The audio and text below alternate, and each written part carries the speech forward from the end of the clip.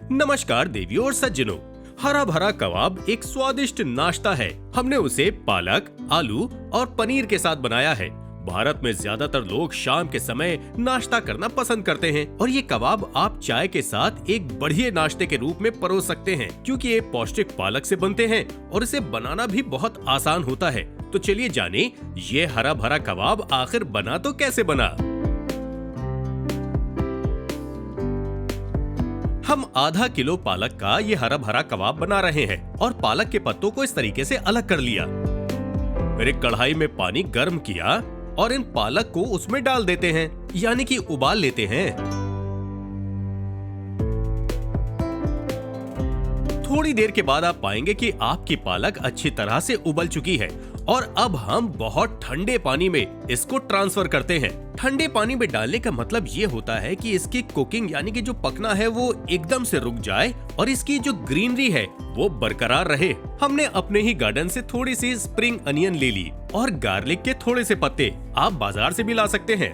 और जब पालक थी अब वो अच्छी तरह से ठंडी हो चुकी है और उसको दबा दबा के इसका सारा पानी हम लोग निकाल देते हैं। ये देखिए कुछ इस तरह से, और उसको मिक्सी के जार में डाल देते हैं। और जो आपने गार्लिक के पत्ते लिए थे उसको आप लोग रफली चॉप कर लीजिए।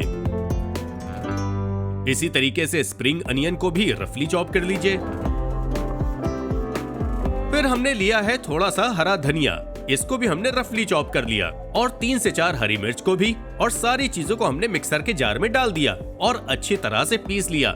हमने किसी भी पानी का इस्तेमाल नहीं किया, ये अपने आप बिना पानी के ही पिस जाएगी। हमने पहले से ही कुछ आलू को बॉईल कर लिया था और उसे छील लिया था।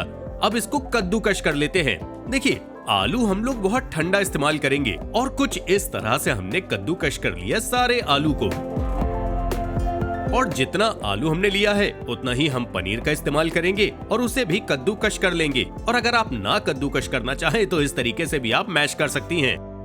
और जो हमने पेस्ट बना के रखा था ना अभी कुछ देर पहले, वो सब इसमें डाल देते हैं।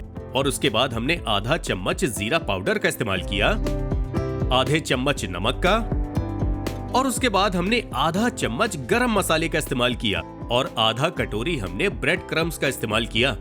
देखिए आपको अगर लगे कि आपकी बाइंडिंग सही नहीं हो रही है तो ब्रेड क्रम्स और डाल दीजिए, वरना इतनी काफी है।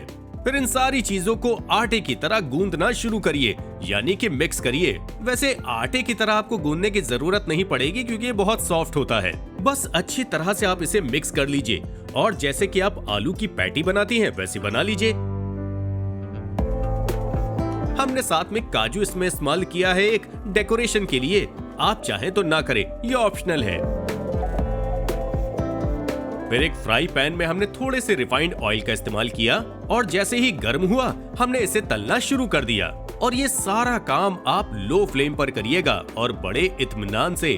जल्दबाजी करेंगे तो अंदर से आपकी पैटी पकेगी नहीं और ऊपर से वो काली हो जाएगी। बस इसके बाद आप अपने हरे भरे कबाब को किसी के सामने भी प्रेजेंट करिए, हर कोई आपकी तारीफ करता ही रहेगा।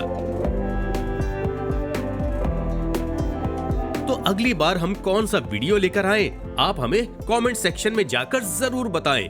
हमें दीजिए इजाजत। नमस्कार, खुदा हाफिज।